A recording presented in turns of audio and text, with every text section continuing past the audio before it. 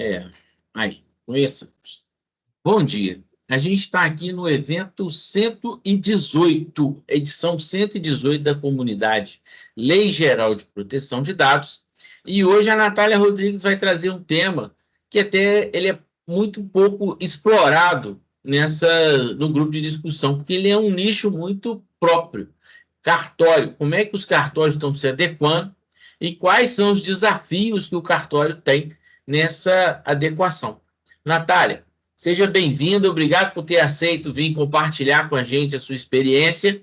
E você tem aí, né, 20 minutos para que a gente esteja com essa exposição e depois a gente entra num debate e uma discussão. Então, você está com a palavra. Ok. Gente, eu queria primeiro agradecer, né, a oportunidade, Pedro, de estar aqui. Eu comecei a minha caminhada na LGPD justamente assim, num grupo de estudos, aqui na comissão da subseção da OAB de Contagem.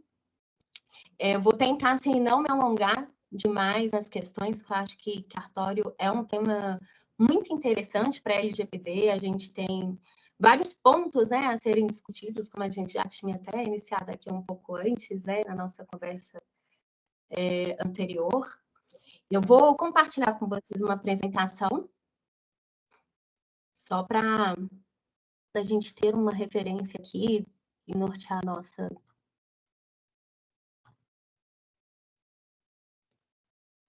nossa discussão.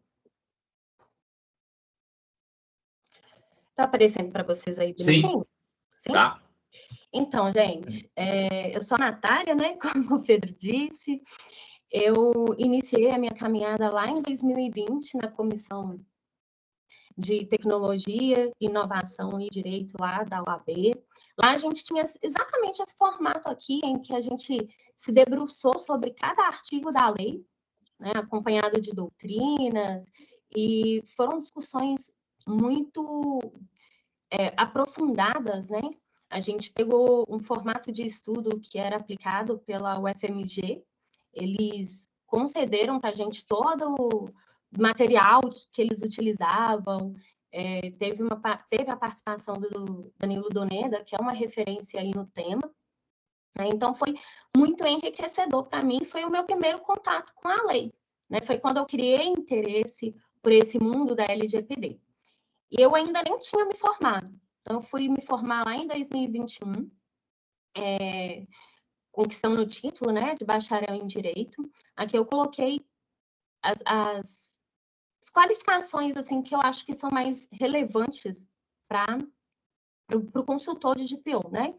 Depois, em 2022, eu fui convidada por uma empresa para poder ajudá-las no processo de implementação deles.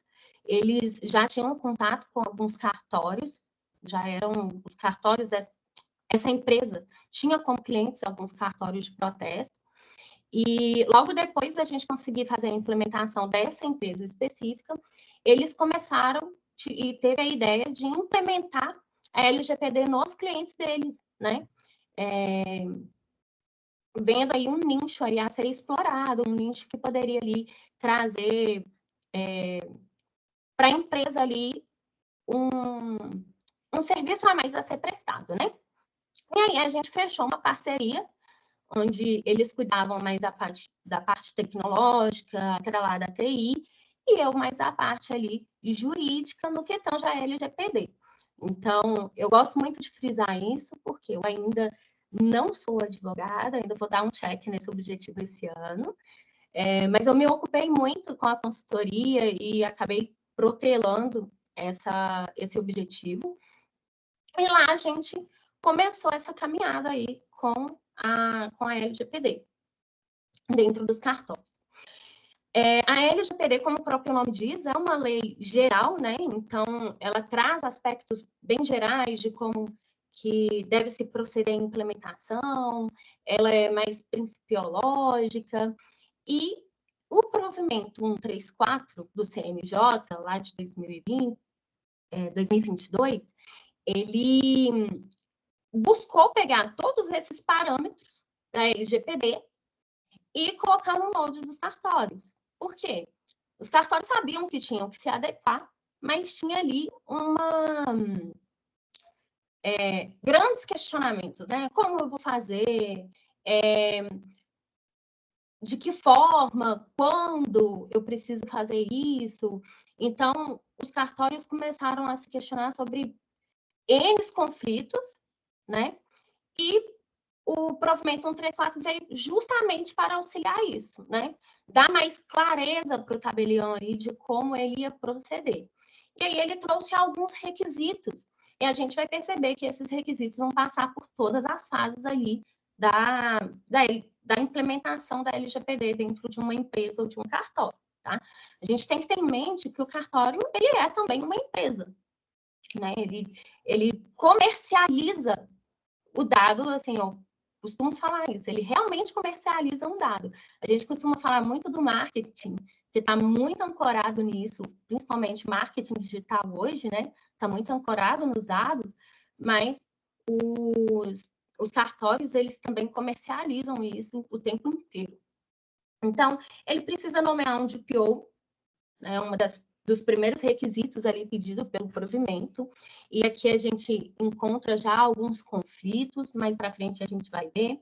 Ele precisa mapear as atividades dele, então a gente entra na fase ali de mapeamento, ver por que o cartório coleta cada dado, como que ele coleta, onde fica armazenado, qual é a finalidade, para quem que ele compartilha, por que ele compartilha, tudo isso também o cartório tem que fazer. E o mapeamento é uma questão muito crítica, porque o cartório trabalha muitos dados o tempo inteiro. Então, ele usa um único dado, às vezes, para finalidades diferentes, e é coletado uma única vez.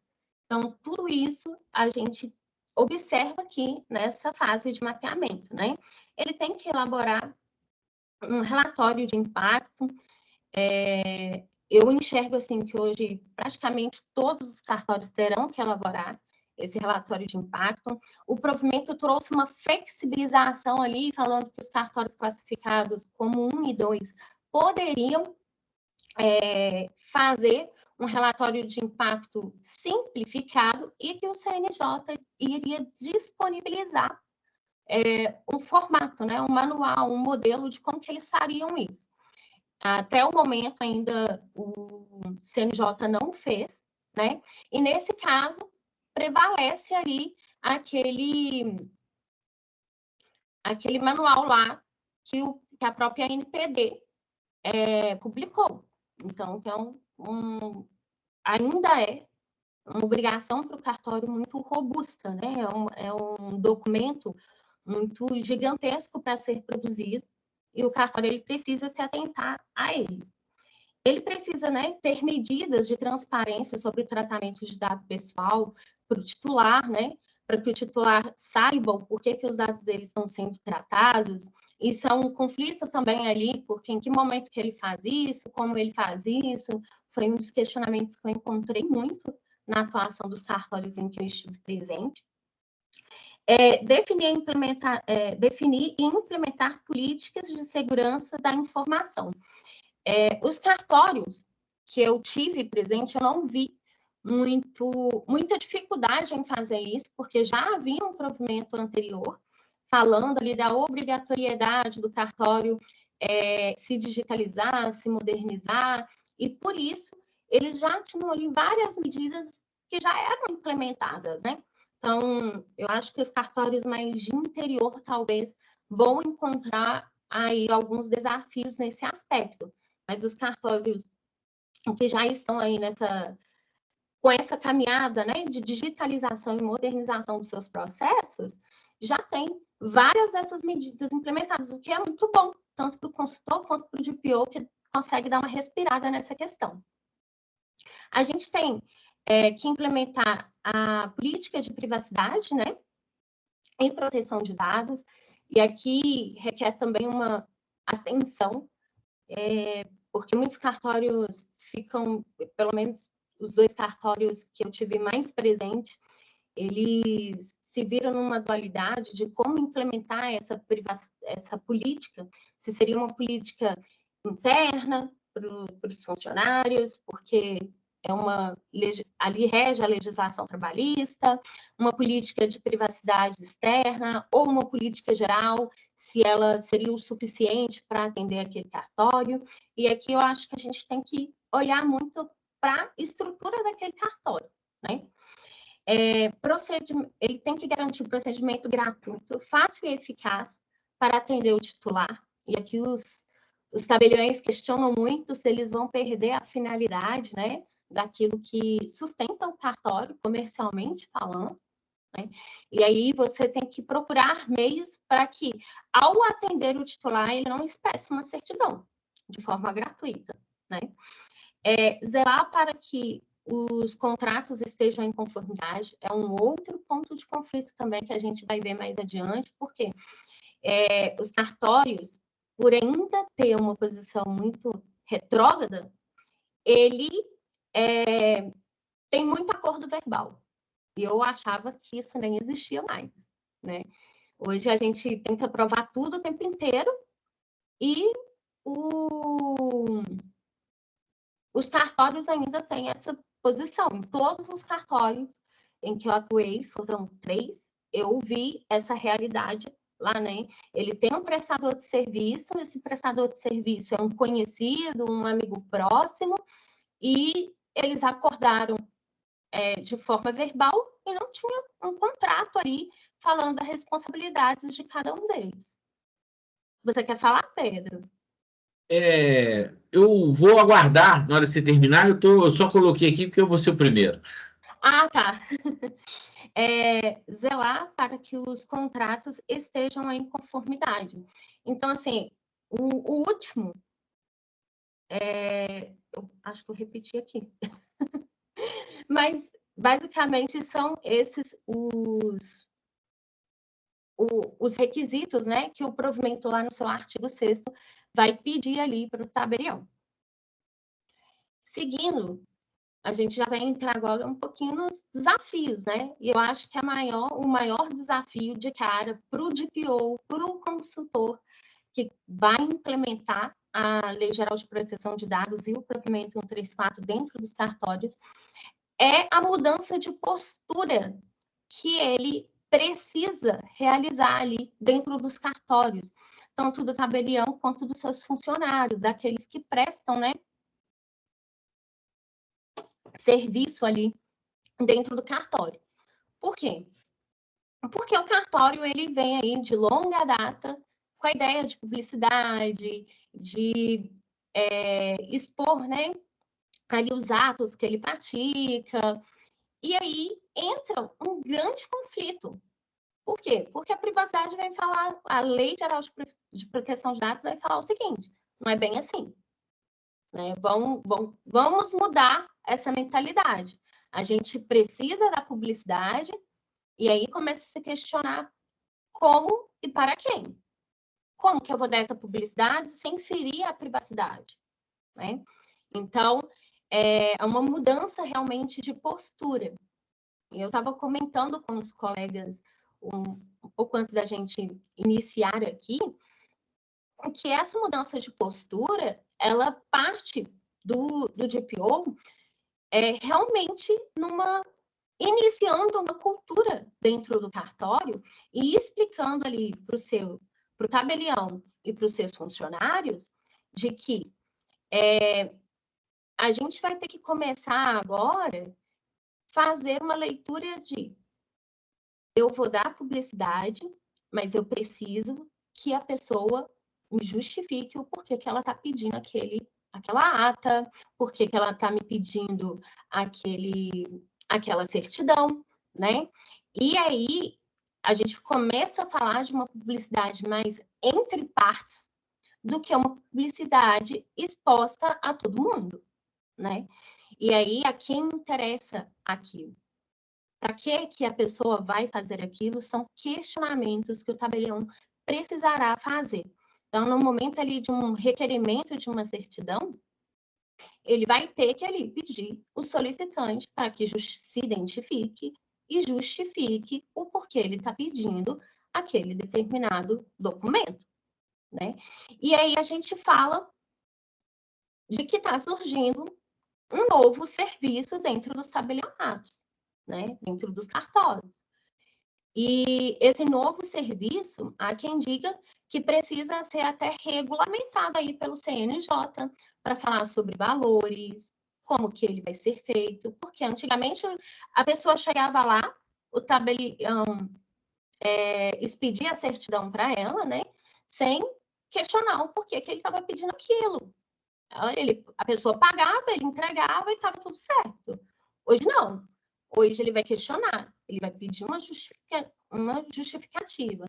E aí eu vi um questionamento, né, por parte até de alguns advogados que já atuam ali junto com os cartórios de, tá, eu vou pedir a justificativa, mas quando eu vou negar? Como eu vou negar? E se eu negar? Eu vou ter um problema ali com o meu cliente, ele vai processar o cartório, porque o cartório resolveu não dar publicidade. Então, são questionamentos que ainda ficam muito grandes, né? Mas que a gente, aos poucos, vai caminhando para essa mudança de postura, tanto do tabelião como do cliente também, que vai começar a entender que hoje ele não pode sair pedindo dados à torta e direito. Porque, a depender, a pessoa consegue emitir ali um monte de certidão em lote, ele monta um banco de dados, né? Então, a gente tem que ter este cuidado. Um pouco, andando mais um pouquinho, né? Como eu falei com vocês, que quando a gente fala do encarregado de dados e que o encarregado de dados ali traz alguns conflitos e desafios para o DPO, por quê?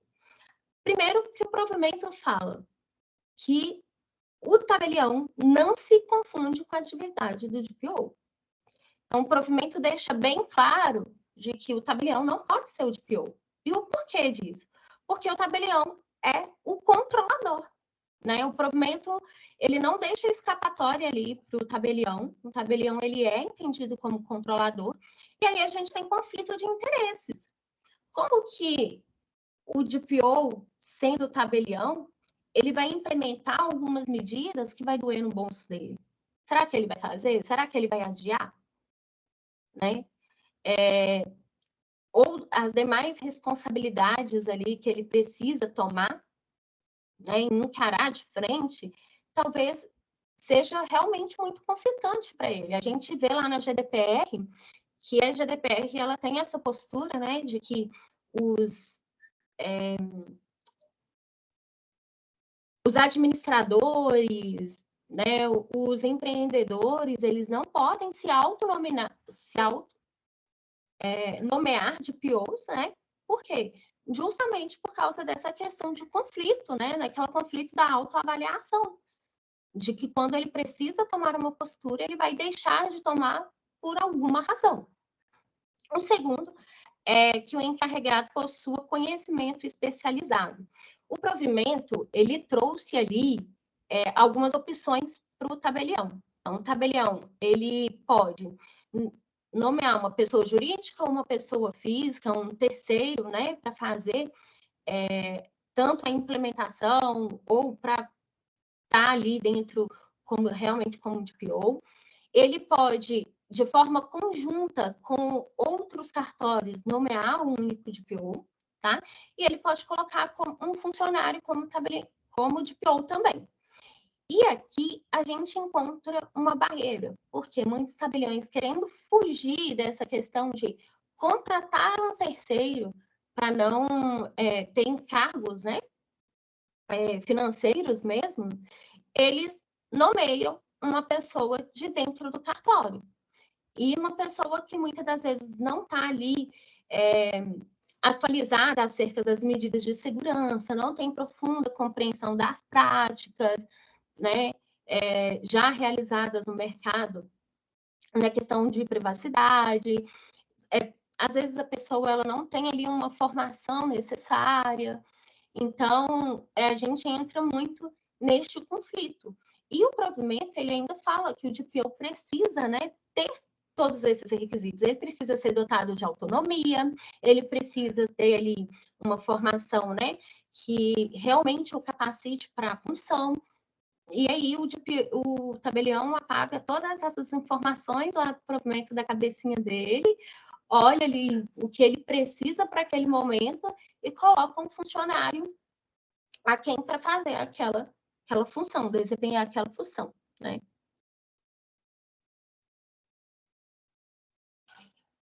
O controle de acessos também é um dos grandes desafios que o consultor e o DPO vai encontrar dentro dos cartórios. Primeiro, pela quantidade e estrutura dos cartórios, né? Os cartórios, muitos deles ainda têm uma estrutura muito enxuta, muito pequena, e eles vão precisar ali muitas vezes desempenhar várias funções ao mesmo tempo em uma única pessoa, às vezes assumir a responsabilidade que era do colega, né, para poder dar continuidade ali aos trabalhos do cartório. E isso traz ali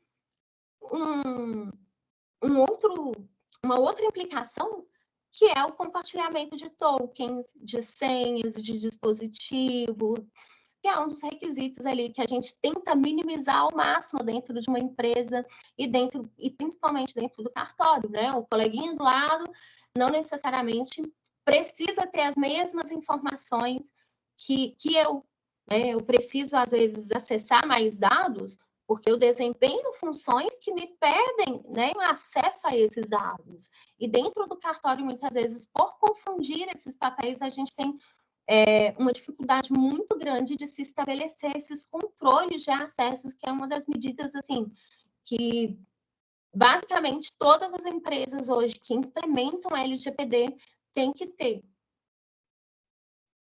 Outro desafio foi a revisão contratual. Então, um dos outros desafios que eu encontrei foi a revisão contratual. Por quê?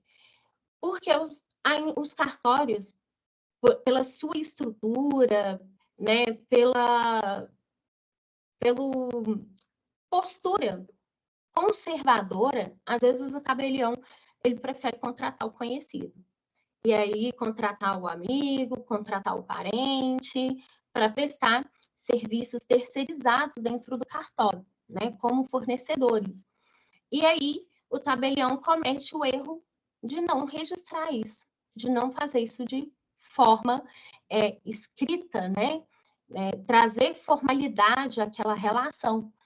E a gente encontra um grande empecilho nisso. Por quê? Vamos colocar, né, trazer um exemplo aqui de que o tabelião contratou ali uma empresa para fazer a entrega de intimações, né? Ele contrata essa empresa do amigo e não faz nenhum contato. Acontece um incidente de dados, de percurso, ou até mesmo de um daqueles funcionários ali da empresa contratada subtrair algum dado e cometer alguma fraude. E de quem é a responsabilidade? Como que o tabelião vai provar que a responsabilidade não é dele, é da empresa?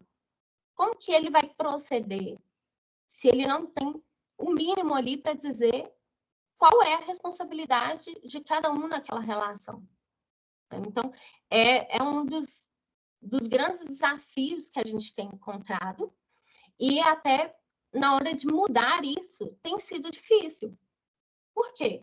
Porque o tabelião ele fica receoso de chamar o colega para agora assinar um contrato, o colega desistir daquela prestação de serviço, a questão também de ter que realmente dispensar o colega porque o colega não concordou, e aí ele ter que contratar aquele determinado serviço de forma mais cara. Então, são implicações que o DPO encontra dentro do cartório com relação às revisões contratuais que o provimento pede. Na questão da temporalidade, a gente encontra um outro problema que é está atrelado, né, dentro dos cartórios, que é a dispensa desses documentos, que é a eliminação permanente desses documentos. Os cartórios ainda, além de trabalhar de uma forma muito manual, eles têm esse apego àquele papel, é quase que um amor, um carinho, assim, de vou permanecer aqui casado com esse papel para o resto da vida. Não é só a certidão que eu abro o casamento. Não? Ninguém precisa casar com o papel. É difícil falar isso para eles, porque realmente, às vezes, o cartório ele tem guardado ali a primeira certidão que eles pediu. Né? Uma certidão de 50 anos atrás está guardada ali. Então, vou dar um exemplo. Um livro de protesto, o provimento 50, pede que ele seja ali guardado por 10 anos. E tem tabelião com livro de protesto de 40 anos atrás.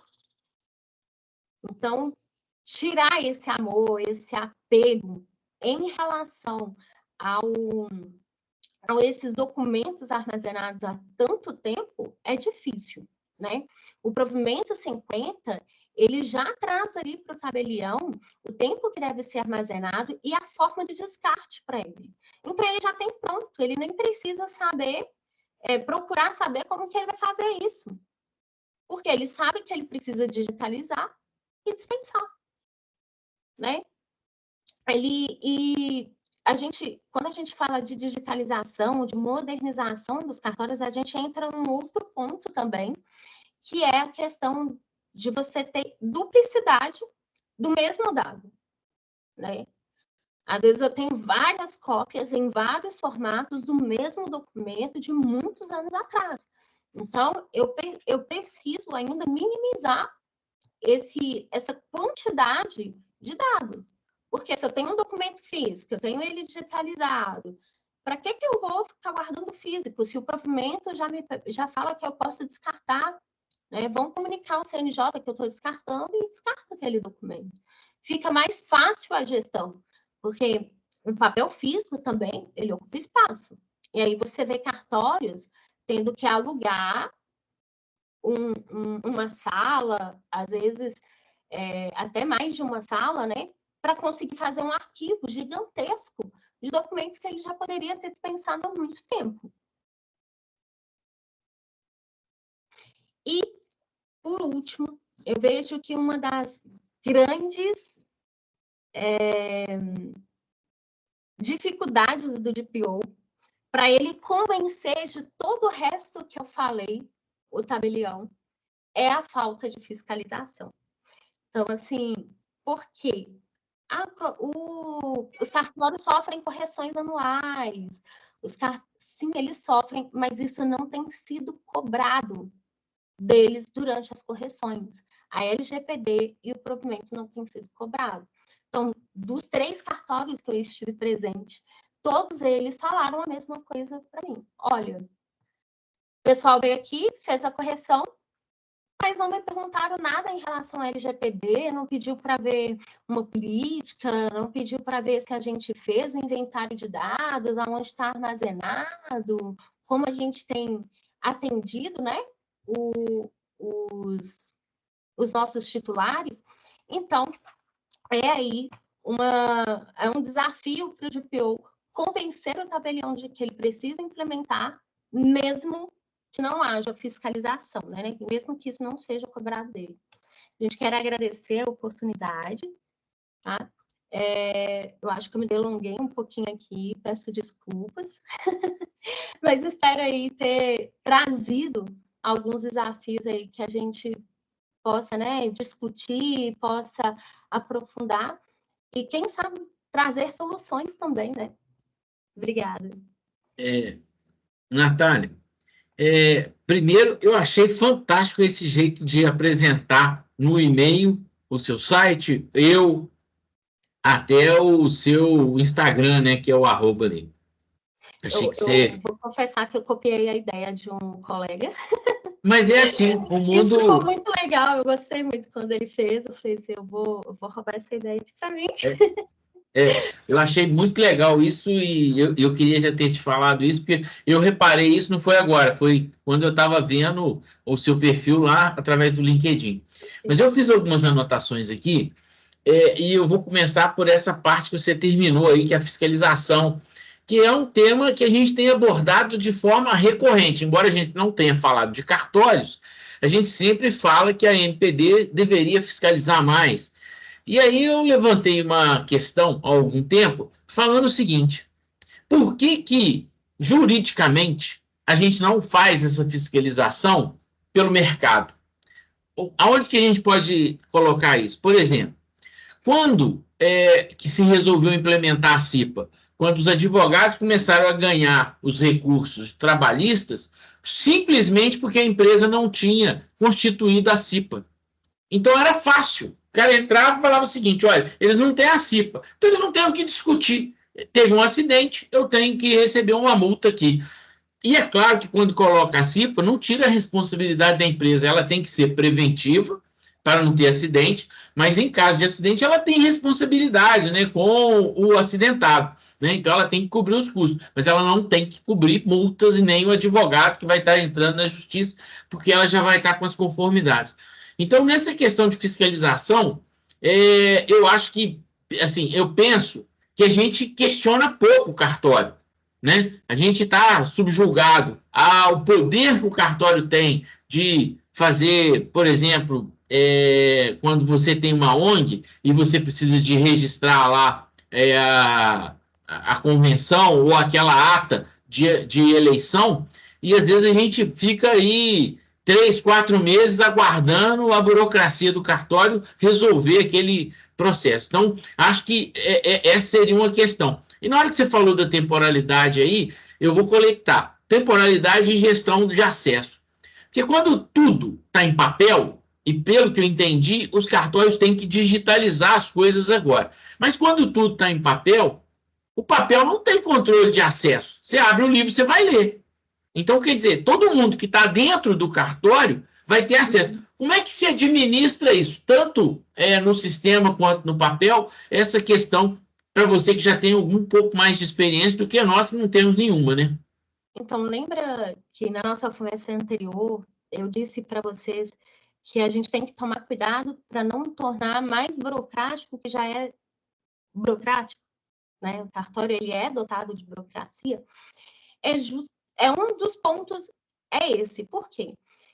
Para eu fazer esse controle de acesso físico dentro de um cartório, eu encontrei, se vocês tiverem até uma outra opinião, uma outra sugestão, eu vou agradecer profundamente, porque a única forma que eu encontrei de fazer esse controle de acesso eu preciso ter um arquivo fechado. Todo mundo que entra dentro desse cartório, dentro desse arquivo, eu vou precisar de uma tabelinha. Nessa tabelinha, eu vou assinar quem está pegando o documento, qual documento e o porquê. E isso é feito manuscrito, de... num caderno? Pode ser digital e pode ser no caderno. Aí depende muito de como o cartório vai fazer, né? De como o cartório vai resolver implementar. A grande maioria dos 2 cartórios que eu estive, eles implementaram como? Por planilhão de Excel. Pegou um Excel lá, fez uma planilha, agora todo mundo que entra e pega vai registrar a data que está pegando aquele documento, qual o documento que está pegando, de que ano, de que data que aquele documento é, e no final lá vai colocar, né? Quem é que está se responsabilizando por retirar aquele documento. Na hora que retorna com esse documento, a mesma coisa, que está devolvendo o documento e colocar o nome da pessoa lá. Teve um outro cartório que, além de fazer isso, ele colocou uma listinha lá para check mesmo, assinar, e fica lá na entrada do arquivo. Então, toda vez que a pessoa vai pegar, ela pega lá, assina, e na hora que vai devolver, assina novamente. Eu acho que é uma forma bem razoável. Acho que essa gestão Assim, do controle do protocolo, né? E ainda mais se ela for digital, eu acho que fica bem razoável, pelo menos você vai saber quem foi que pegou. Quando você também. Uma outra coisa também, assim, que os tabeliões me questionaram bastante em relação a essa questão de dispensa de documento mas e se o juiz me pedir uma certidão de 30 anos atrás, o que eu vou fazer? Eu falei, gente, assim, para mim, na minha cabeça, isso ainda é bem simples. Vocês vão pegar lá a tabela de temporalidade, vai colocar na resposta para o juiz, de olha, eu sou obrigada a guardar esse documento por 30 anos. Justifica e fundamenta, fala para ele que ainda existe a LGPD, né? Que o proíbe de guardar esses documentos por muito tempo, porque muitos deles questionaram isso para mim, né? De que eles foram até, como que eu vou dizer, pressionados por esses juízes, porque às vezes não tinha aquela certidão a mais, aquela certidão foi extraviada, foi perdida, né? Entendi. Quando você faz a adequação, você está usando algum tipo de aplicativo, Natália? Ou você usa o Excel para gerenciar Eu uso processos? Excel. Usa Excel? Eu falo dos cartórios que são um pouco arcaicos, né? Mas eu também sou nesse ponto. Eu prefiro o planilhão, o Excel ali. Eu acho que, primeiro, porque eu trago economicidade para o meu cliente, né? Ele não vai precisar investir ali Em ferramenta? num software, numa ferramenta nova, então a gente consegue disponibilizar isso para eles de forma mais prática. E eu tô vendo assim que é uma postura de grande parte dos consultores que eu conheço ainda utilizam Excel. Inclusive, uma colega minha que atuou dentro da Fiat, na implementação da Fiat, que é gigantesca, usou planilhão. Foi no dedão lá da planilha mesmo. A questão de usar a planilha, eu acho que dá um pouco mais de trabalho burocrático de documentar o que precisa ser feito. Mas está tudo certo, né? Quer dizer, cada um identifica Mas, o assim, esforço. para mim, eu não vi... Porque depois que você conseguiu montar a primeira planilha para a primeira implementação, as demais ficam muito mais fácil, porque você vai deixar ali um arquivo, né, em branco, e vai só replicar ele, fazer cópias dele e fazer algum ajuste de uma empresa para outra, né, de uma implementação para outra. Porque basicamente é quase que um Ctrl+C, Ctrl+V mesmo nos requisitos, né? Então, quando você vai fazer o mapeamento, você precisa saber de onde que aquele dado vem, quando ele vem, de que forma é coletado, se é compartilhado, com quem que é, por quê, quem tem acesso àqueles dados. Então, é quase que a mesma estrutura. E eu acho que o sistema também é dotado disso, né? O sistema ele não vai ficar adaptando a cada implementação que você vai fazer, a não ser que você tenha um sistema próprio para isso. Na realidade, Natália, não. O sistema ele facilita em outros quesitos. Que, por exemplo, assim, a documentação, na medida que você vai customizando, os relatórios no final, até os relatórios de impacto, eles já formatam para você, então quer dizer, já facilita. Mas uma das coisas que eu achei mais legal da aplicação uma vez concluído o processo, facilita a consulta pelo DPO.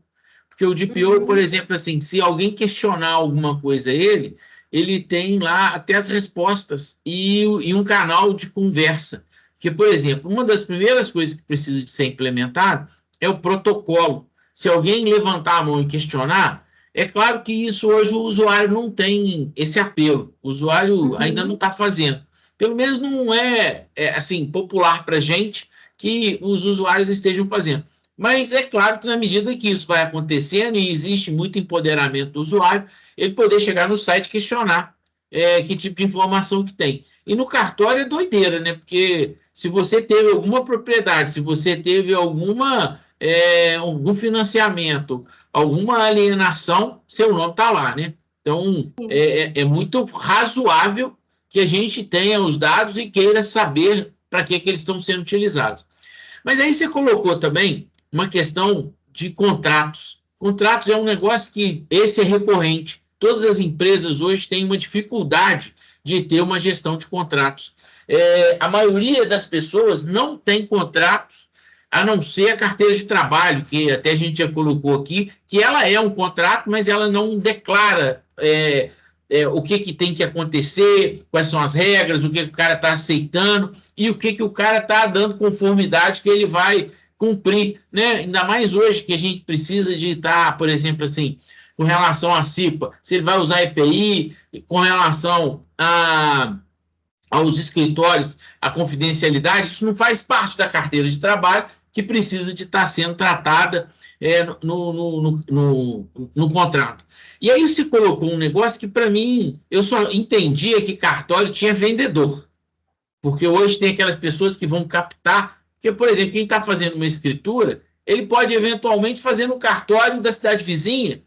E aí ele só vem registrar no cartório de registro da sua cidade. Mas ele pode fazer alguns serviços por conta desses despachantes que estão na rua captando serviço para o cartório. E aí, eu não sei nem se seria legal, né? Porque os caras que estão captando, se eles podem fazer isso de forma legal, se eles estão ganhando, se eles são funcionários do cartório de forma a ter uma prestação de serviço. E aí, você colocou aí que a maioria não tem, né? Que é verbal. E aí eu imaginei duas coisas. Uma, primeiro, que toda vez que eu for lá pedir uma certidão, você falou aí que vai ter que pedir um protocolo, né, para saber por que o cara está pedindo aquela certidão. Em contrapartida, a gente precisaria de olhar e falar o seguinte: olha, eu vou cadastrar o seu dado aqui, você me dá o direito de eu tratar ele, de eu armazenar ele por tanto tempo, pela justificativa tal. Porque, por exemplo, se eu vou lá e vou falar o seguinte: olha, eu sou o Pedro Henrique e preciso de uma certidão de inteiro teor referente a um imóvel que é meu, ou que eventualmente é do meu pai, ou que eventualmente é de uma pessoa que eu estou comprando, e eu queria saber se aquilo ali está realmente hábil, habilitado para ser vendido para mim, ou se eu tenho, está tudo certinho naquilo que eu comprei e que está funcionando.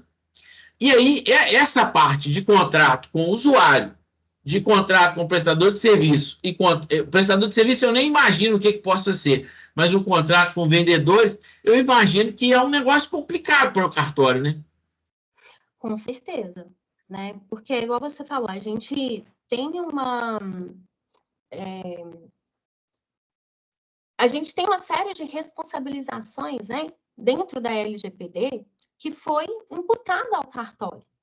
Então, para o cartório, para ele saber como... Não vou entrar nem nessa questão dos vendedores, mas como você disse, do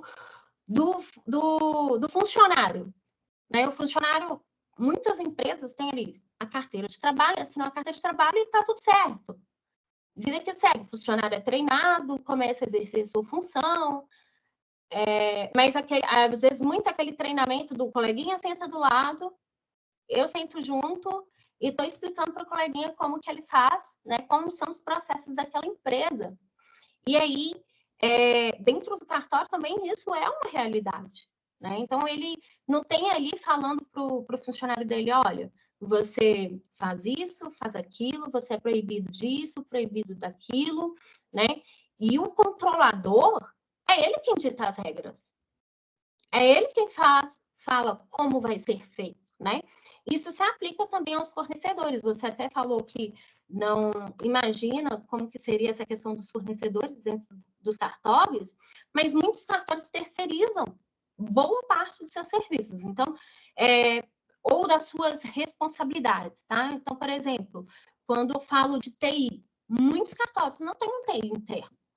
Então, o que ele faz? Ele precisou se adequar ao provimento 74, ele contratou um TI externo, esse TI externo dá suporte para ele lá dentro. Então, é esse TI que vai ver como que fica ali a questão do banco de dados, né, daquele cartório, é ele que vai fazer a manutenção devida ali tanto nos softwares quanto nos equipamentos, né, físicos mesmos daquele cartório, que é o servidor, por exemplo. Então, muitas das vezes, o tabelião, por ele ter contato com muita gente, conhecer muita gente, ele acaba pegando ali um amigo dele que mexe com TI e coloca aquele amigo para fazer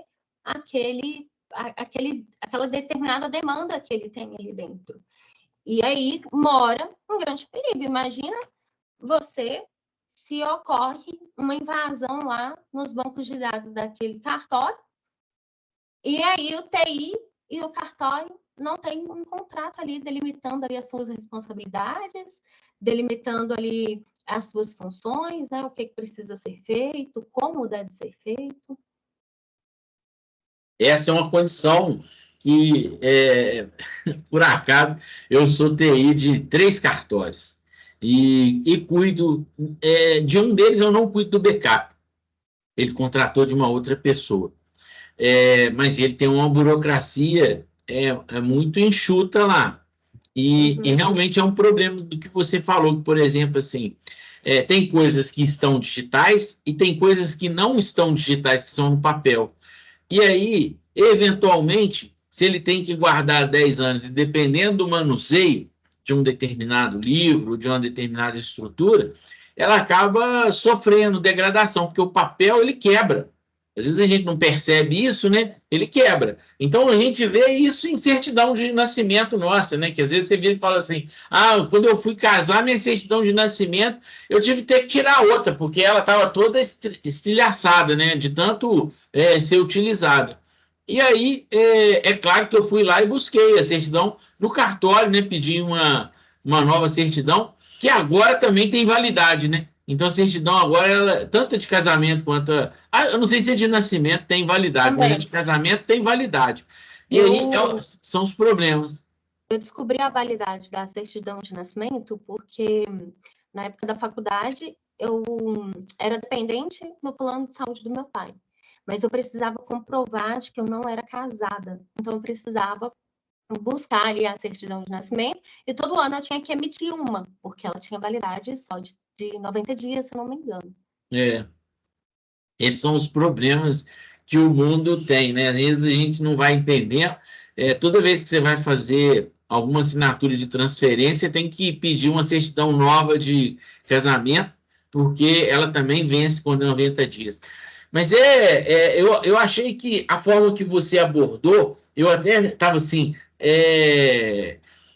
achei brilhante, né? Porque foi motivante escutar do tanto que o cartório tem de obrigações e que às vezes a gente acha que o cartório é muito fiscalizado, né? Você chega lá agora, por exemplo, eu acho que por conta dos honorários que eles recebem por cada coisa, agora você chega lá, tem uma tabela enorme lá para ele não correr o risco de praticar um valor indevido. E eu acho que ele ainda pratica muito valores, principalmente para a escritura, que não tem nada a ver com aquele formulário que ele deixa colado lá. E aí ele poderia ser questionado, mas acho que a gente também questiona pouco, né? Principalmente quem está transacionando. Mas eu achei legal, tanto que você falou dessa questão da temporalidade por conta do negócio do papel, que eu acho que é importante, inclusive justificar se eventualmente a temporalidade fala que você pode descartar, e aí o cara não vai ter isso por mais de 10 anos, é importante. Agora, essa responsabilidade de quem recebe o documento com a riqueza de detalhes, porque se ele for filtrar hoje, mesmo que ele vá filtrar os dados de 3, 4 para trás, né? Ele só vai deixar a operação ativa, né? Que acabou de acontecer. Ele ainda vai assim, eventualmente, se você está comprando de uma sociedade, vai ter lá pelo menos uns 2, 3, 4 nomes com riqueza de detalhes e que vai ser pública de inteiro teor para muita gente, né? Então, são responsabilidades que precisam ser bem declaradas na hora de entregar, né? Sim, e é um risco, né, que o cartório ele passa a correr. Quem implementa a LGPD, sabe, a gente sempre fala, não existe risco zero na implementação da LGPD. O que a gente faz é minimizar esses riscos o máximo que a gente consegue, né? Então, eu acho que esse é um dos riscos que o cartório ele vai acabar assumindo, mesmo que ele filtre faça essa filtragem, né, de quais dados eu vou prestar, por que eu vou prestar, peça ali uma motivação para ele poder publicar determinada certidão, mas ele vai acabar assumindo esse risco porque alguns atos, né, da nossa vida civil, algumas tutelas de direito, me impede essa publicidade massiva. Um exemplo é o casamento, né? Quando eu vou me casar, eu publico lá que eu estou casando Isso é público para todo mundo ver. Por quê? Porque no Brasil é proibido que uma pessoa seja casada 2 vezes ao mesmo tempo. Então, ou até mais, né? Tem gente aí que quer casar 3, 4, 5 vezes. Eu fico impressionada como que o pessoal dá conta de tantos relacionamentos. Mas, enfim, alguns atos ainda eles vão pedir essa publicidade mais abrangente, né? Mais geral, digamos assim, que vai se diferenciar daquela publicidade que eu falei lá, que é entre partes, né, a quem interessa, porque às vezes a publicidade ela vai interessar quem? As partes e o juiz, né? As partes e o próprio tabelião só, né? O testamento, por exemplo, é algo que não tem o porquê de ser público, né? O tabelião que vai lá vai interessar as partes. É aquela condição, por exemplo, assim, hoje existe uma discussão sobre fake news, como se essa lei já não existisse. Porque se você transmitir uma mensagem que seja falsa, você está incorrendo num problema. Então não precisa de ter uma lei nova. Falar o seguinte, olha, você mandou uma mensagem falsa para o mundo, e eu posso te questionar até judicialmente eu posso te questionar e isso vai te gerar algum problema. Da mesma forma que você acabou de dizer, se é proibido eu casar 2 vezes, eu não preciso dar notoriedade para que alguém vá avaliar se eu estou casando 2 vezes. Se a minha cônjuge, ou meu, né? Hoje agora a gente não sabe mais se é a cônjuge ou o cônjuge, né? Mas se o cônjuge virar e falar o seguinte, olha, você já era casado, ele pode entrar na justiça contra você, porque você casou 2 vezes. É uma indenização, né? Então quer dizer, já existe a forma. Então quer dizer, você cria um protocolo que só cria um problema, né? E às vezes para um cara famoso seja problema. Para um cara que não é famoso, ninguém nem vai perceber isso. Mas são os problemas que são notórios. Da mesma forma que, por exemplo, eu não tenho que notoriar as pessoas que eu estou me filiando a um partido. E eu não posso estar filiado a 2 partidos. Sim. Então, são questões que eu acho que a gente pode estar lidando de outra forma. E, às vezes, esse questionamento ele precisa de ser colocado. Porque as pessoas falam assim, é feito assim porque sempre foi feito assim. Eventualmente, agora, alguém pode levantar a mão e falar o seguinte, olha, existe uma falha aqui, olha. A gente está fazendo algo igual você falou. Eu tenho 2 cópias. Porque eu não consigo fazer faxina e falar que eu tenho 2 cópias de um determinado documento. Então, você vai começando a virar e falar o seguinte, olha, em algum momento, se eu vou ter uma análise de temporalidade, eu tenho que, no mínimo, facilitar para falar o seguinte, olha, documento com mais de 10 anos eu já posso descartar, e a gente discutiu aqui, teve uma pessoa que falou que o descarte dele era por incineração. E como a gente hoje tem um trabalho ético, né, de imaginar, incinerar pode estar realmente legal. Mas se você virar e falar o seguinte, olha, eu vou fazer a reciclagem do papel numa empresa que faz reciclagem. Hoje a gente, em todas as cidades praticamente, tem alguém fazendo papel através de reciclagem. Aí você pode... Até em relação a essa questão de como descartar, né? Eu falei que o provimento fala lá como fazer isso, como é o descarte, ele fala no que tange o seguinte, a pessoa, certos documentos ele vai precisar digitalizar e pode dispensar o físico. E aí, nesse caso, uma sugestão que eu sempre dou para os tabeliões realize a picotação desses papéis, né? Entre em contrato com empresas que fazem a reciclagem de papel e pelo menos 2. Por que eu falo pelo menos 2? Porque você vai pegar todo aquele papel reciclado, você vai dividir ele. Então, todo aquele papel picotado, você vai dividir ele. Vai mandar metade para um, metade para outro. Por quê? Porque eu já vi histórias, eu não sei se isso é verdade, mas me contaram, o pessoal da TI que me contou. Lenda urbana. Que na engenharia, eu esqueci o nome agora, mas... Você recompõe o documento. Isso, existia a história de que o pessoal ia lá, pegava no lixo da empresa aqueles papéis picotados e conseguiam montar o documento novamente. Então, assim, para não haver esse problema, tenta entrar em contato. Olha, eu não sei eu não sei como que o cartório lá, eles resolveram picotar e dispensar. E dos processos que eles tomaram foi, depois de picotar, incinerar. Tá? Mas acaba com tudo. Só que, assim, eu não sei nem não sei falar de verdade, assim, se isso realmente é legal, se não é, em que entrave que se esbarra, né? Mas a minha sugestão foi essa, de, olha, separa os documentos, porque aí ninguém vai ter como recompor esse documento novamente. Mas por que eu falei isso? Porque na hora que a gente, eu trabalho, eu já presto serviço para uma empresa que chama Paraibuna Papéis. Uhum. E quando eu comecei, eu conheci muito essa empresa, eu ia muito lá dentro. E uma das regras, por exemplo, assim, na época que eu comecei a trabalhar, isso tem 33 anos, ainda tinha revista pornográfica, né? Playboy, essas coisas. E as revistas que venciam, a banca, ela destacava a folha e mandava para lá e tinha um protocolo. Não podia nem folhear a revista. Então, era um fato, né? Ele chegou lá na Paraibuna, ela ia lá para um moedor de papel, e aí entrava no processo de reciclar, né? Que ia fazer o papel ondulado, e uma das regras era essa. As revistas não poderiam nem ser folheadas. E aí vale hoje, vale Veja, vale qualquer revista. O cara tira a capa para comprovar para a editora que ele manda a capa, provavelmente lá a capa também é reciclada dessa mesma forma, e aí ela vira papel de novo em outro trâmite, né?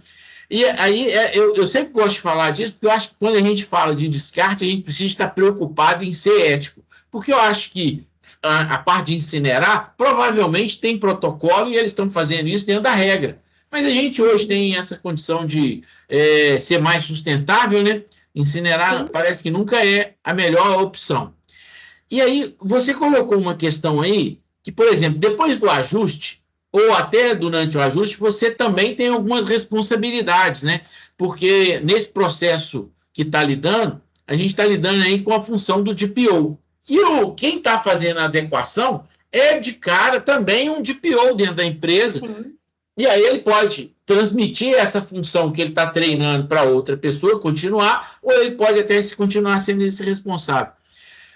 Com essa quantidade de informações, você acha que é muito arriscado o DPO de um cartório ser do lado de fora, ser um terceiro? Porque você já colocou aí que não pode ser o controlador, porque tem conflito de interesses. Sim. Eu acho que é o mais ideal hoje, na verdade, Alan. Por quê? Porque o cartório ele não quer assumir, seja ele pequeno, seja ele grande, tá?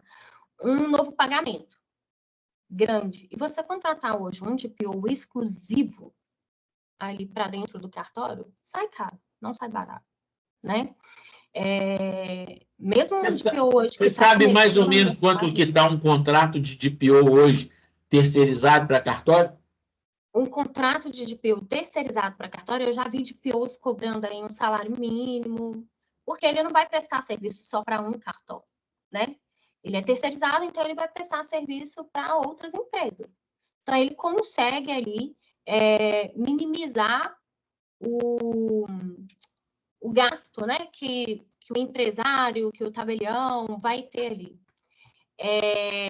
Outra questão é que para um DPO que é exclusivo hoje, ele vai prestar serviço só para aquela empresa. As empresas estão oferecendo aí um salário, em média, pelo que eu vejo, de 3 mil a 5 mil reais, muito 7 mil reais. Tá?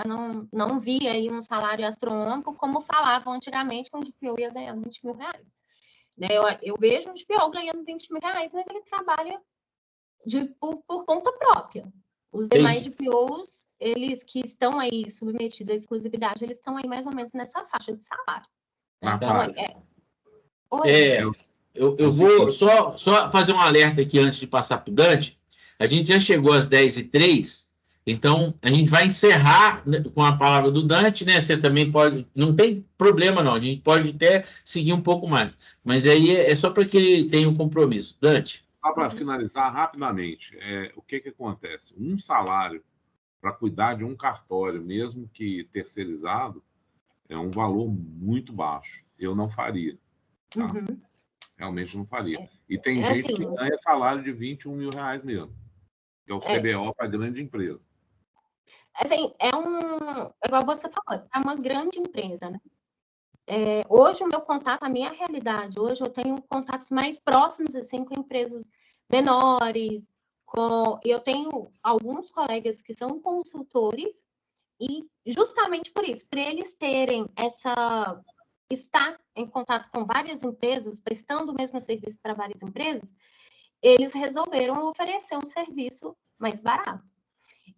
Atualmente, eu não estou prestando consultoria. Então, de janeiro, eu não estou prestando consultoria, porque eu estava atrelada a uma parceria comercial, e nessa parceria comercial eu prestava serviço para os clientes daquela empresa, né? Então, hoje, eu não sei, assim, como que está realmente a realidade. Eu vejo, assim, do meu mundinho, da minha bolha, que eu tenho contato hoje. Aqui em Belo Horizonte são pouquíssimos profissionais que a gente tem disponível no mercado. Não tem muitos profissionais, né? E é um mercado assim que quase que está iniciando aqui. Eu acredito que São Paulo, Rio de Janeiro, por ter polos industriais e empresariais muito maiores, tem uma prática e uma realidade muito diferente da nossa aqui em BH. Tá certo. Tá visto. Mais alguma coisa? Alguma discussão? Não, achei que foi muito legal, principalmente porque uma das questões nossas, quando a gente está fazendo isso, é trazer um pouco da experiência, e esse comungado de experiência, né, quando você compartilha, a gente adquire um pouco de vocabulário, a gente adquire um pouco do que você está fazendo, e aí na discussão a gente aprende um pouco do contexto do cartório, e é legal da gente poder, porque, por exemplo, assim, agora eu vou, esse conteúdo, ele vai virar um conteúdo, um artigo lá no LinkedIn que eu vou estar compartilhando através da comunidade. Então, eu vou estar citando você, vou estar citando isso que eu anotei aqui. E é claro que quem assistir vai falar o seguinte: olha, eu passei a conhecer um pouco mais da vida de um cartório. Eu passei aqui, e agora eu até sei quem eu posso estar questionando se eventualmente eu precisar de uma informação. Então, é um abrir de portas, né? Um abrir de portas que a comunidade entende que é para isso, né? Quando a gente cria uma comunidade, é esse o objetivo: é a gente compartilhar, a gente fazer essa troca e essa experiência se tornar rica para todo mundo, né? É um que divide com um que não virou meio, virou dois, né? Então, perfeito. E aí a gente ainda se aproxima, né? Porque eu não te conhecia, você não nos conhecia, e agora a gente está um pouco mais próximo, né? Verdade. Eu agradeço muito a oportunidade. Espero ter contribuído com vocês, igual você falou, para um crescimento. A gente manter um contato aí, porque eu também quero aprender muito. Né? Você trouxe alguns questionamentos assim que eu não fazia. Então, é através dos questionamentos que a gente chega às soluções, né? Pensando juntas, acho que é um ditado muito legal, que a gente tem aí que duas cabeças pensam melhor do que uma.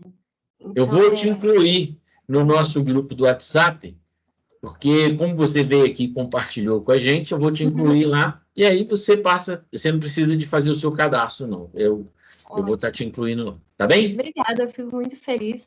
Muito obrigada, gente. É isso. Nós é que agradecemos. Estou à disposição, tá? Quando vocês precisarem. Tá, e espero poder contar com vocês também. Às vezes o pessoal me pergunta aí quem pode dar palestras, eu saio indicando os colegas. Tá ótimo. Eu vou parar a gravação aqui, então, e vou fazer uma foto